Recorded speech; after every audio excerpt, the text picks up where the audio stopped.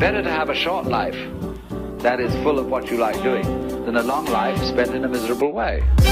Halo semuanya, perkenalkan kami dari kelompok 7 kelas A MPK Kuantitatif, yaitu kelompok kontak yang terdiri dari saya Firna dan rekan-rekan saya Siti, Vidya dan Nafi akan mempresentasikan dan menunjukkan hasil penelitian kami dengan judul pengaruh tingkat perilaku korupsi polisi terhadap tingkat legitimasi publik kepada polisi dengan studi kasusnya yaitu masyarakat Kecamatan Beji, Kota Depok. Oke, bab 1 itu pendahuluan atau latar belakang yang pertama adalah latar belakang masalah. Kenapa sih kita sebagai peneliti ngambil latar belakang masalahnya itu tentang korupsi ini? Karena seperti yang kita tahu, ada di undang-undang juga nomor 31 tahun 1999 tentang pemberantasan tindak pidana korupsi. Yang intinya itu korupsi adalah memperkaya diri sendiri atau korporasi mereka dengan menyalahgunakan wewenang jabatan mereka atau yang sarana prasarana yang mereka punya, dan memperkaya diri mereka dan merugikan keuangan negara atau perekonomian negara. Nah, dan banyak jenis korupsinya juga tuh, kayak misalnya pungutan liar, penyuapan, gratifikasi dan segala macam.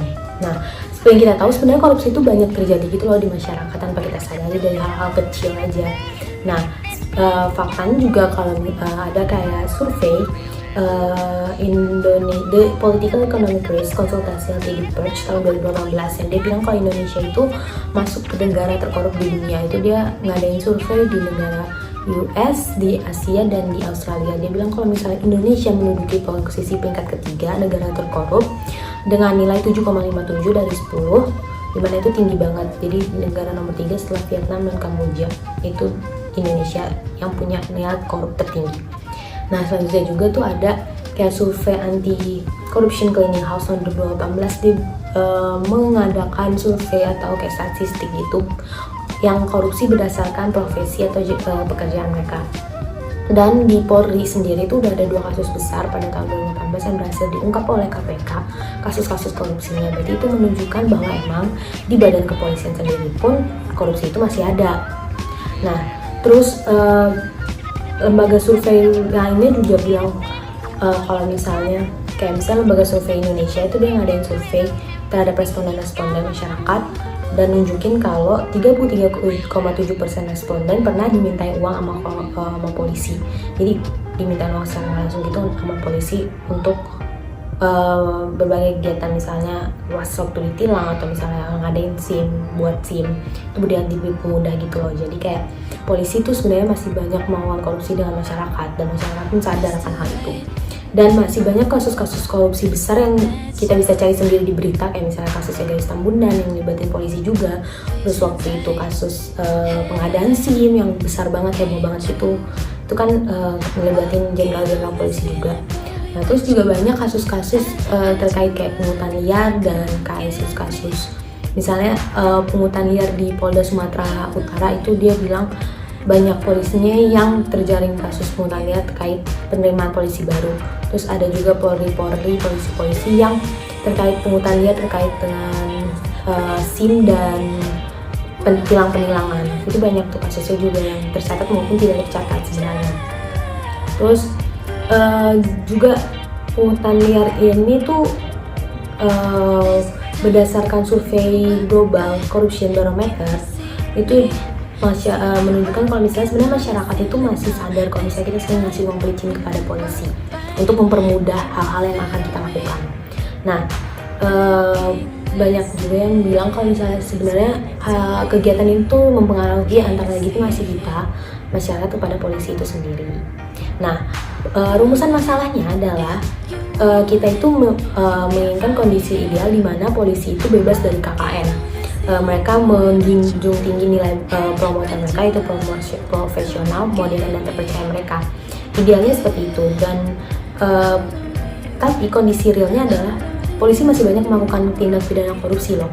Jadi mereka jauh dari pemberantasan KKN ini. Jadi nggak bisa dituju banget itu bebas KKN-nya. Jadi tidak terwujud pengamatan polisinya tadi.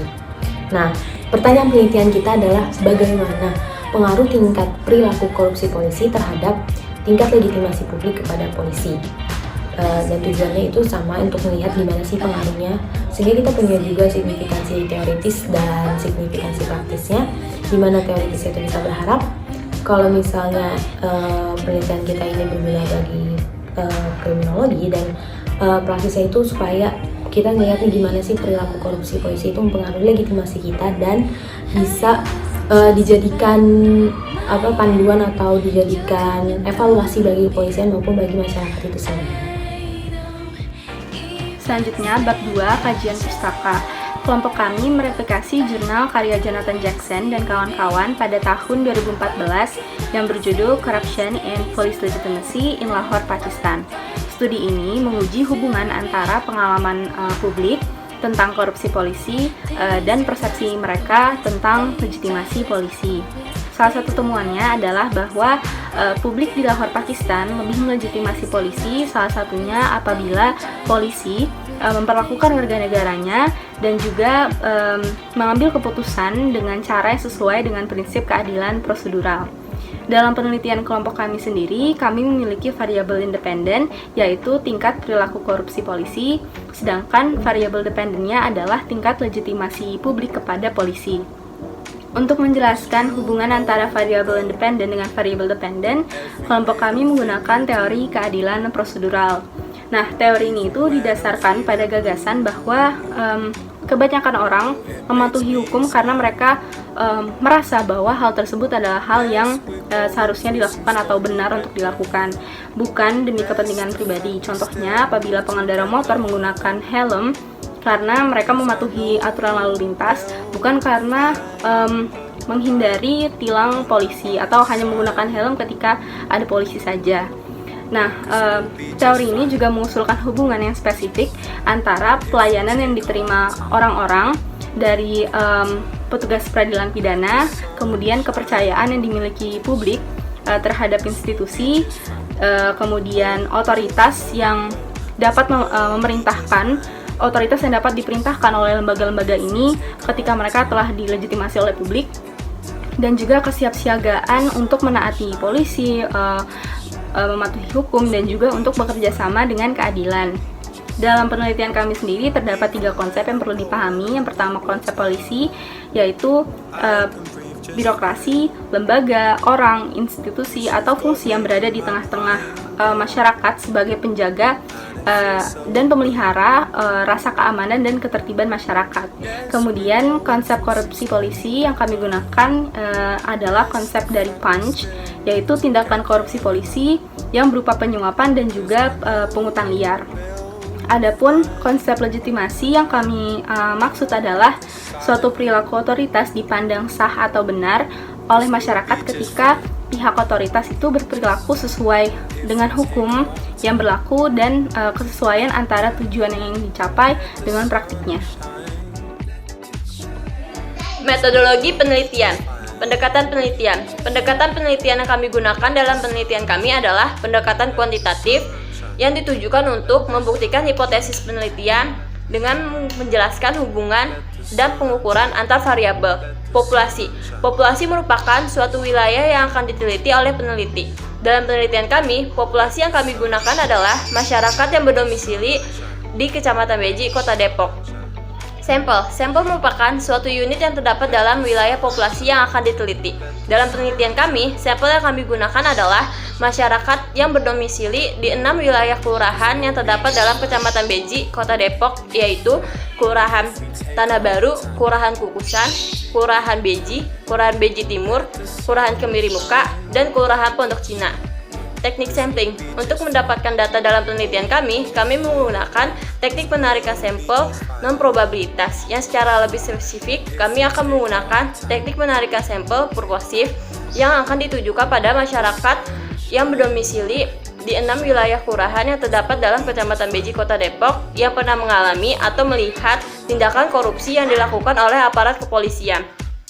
Hipotesis penelitian. Hipotesis penelitian dalam penelitian kami adalah sebagai berikut, yaitu hipotesis 0 menyatakan tidak ada pengaruh signifikan antara tingkat perilaku korupsi polisi dengan tingkat legitimasi publik kepada polisi. Sedangkan hipotesis alternatifnya menyatakan ada pengaruh signifikan antara tingkat perilaku korupsi polisi dengan tingkat legitimasi publik kepada polisi. Operasionalisasi konsep. Untuk variabel independen, Konsep yang kami gunakan adalah perilaku korupsi polisi yang digunakan untuk variabel tingkat perilaku korupsi polisi yang terbagi dalam 3 dimensi, yaitu penyuapan, pungutan liar, pengadaan akses layanan. Untuk variabel dependen, kami menggunakan konsep legitimasi publik kepada polisi untuk variabel tingkat legitimasi publik kepada polisi yang terbagi dalam 3 dimensi, yaitu kepercayaan, keadilan prosedural, dan efektivitas. Ada berempat itu adalah temuan data dan hasil analisisnya. Yang pertama itu ada profil responden. Di sini peneliti itu menanyakan jenis kelamin responden, domisili respondennya, dan umur responden. Untuk jenis kelaminnya itu kita berhasil mengumpulkan 69 responden perempuan dan 31 responden laki-laki. Jadi totalnya itu adalah 100 responden. Dan paling banyak adalah perempuan. Sementara itu untuk usia respondennya ada antara 18 sampai 20 tahun, 21 sampai 23 tahun, 24 sampai 26 tahun, dan di atas 26 tahun. Untuk usia respondennya sebanyak 100 responden. Usia responden terbesar adalah usia 18 sampai 20 tahun, di mana total respondennya adalah 79 responden. Dan untuk selanjutnya adalah domisilinya. Domisili responden kita itu adalah yang bertinggal di kelurahan atau berdomisili di kelurahan Beji, di Kecamatan Beji. Kelurahannya dibagi dari 6 kelurahan, yaitu Beji, Beji Timur, Kemiri Muka, Kukusan, Pondok Cina, dan Tanah Baru. Nah, di sini hasil penelitiannya itu menunjukkan bahwa Kukusan menjadi domisili terbanyak dalam penelitian kami, yaitu sebesar 34 responden berdomisili di daerah Kukusan. Selanjutnya, setelah kelompok kami melakukan uji cross steps atau tabulasi silang antara variabel tingkat legitimasi publik kepada polisi dengan variabel tingkat perilaku korupsi polisi, kelompok kami dapat menarik kesimpulan bahwa terdapat hubungan negatif antara kedua variabel tersebut. Atau dapat dikatakan bahwa semakin rendah tingkat perilaku korupsi polisi, maka semakin tinggi tingkat legitimasi publik kepada polisi. Atau sebaliknya, semakin tinggi tingkat perilaku korupsi polisi, maka semakin rendah tingkat legitimasi publik kepada polisi. Uji korelasi. Uji korelasi digunakan untuk mengetahui hubungan antara variabel. Pada uji korelasi ini, kami gunakan untuk mengetahui hubungan antara variabel tingkat perilaku korupsi polisi dengan tingkat legitimasi publik kepada polisi. Pada uji korelasi ini, hipotesis yang kami gunakan adalah sebagai berikut, yaitu hipotesis 0 menyatakan tidak ada hubungan antara tingkat perilaku korupsi polisi dengan tingkat legitimasi publik kepada polisi. Sedangkan hipotesis alternatif menyatakan bahwa terdapat hubungan antara tingkat perilaku korupsi polisi dengan tingkat legitimasi publik kepada polisi.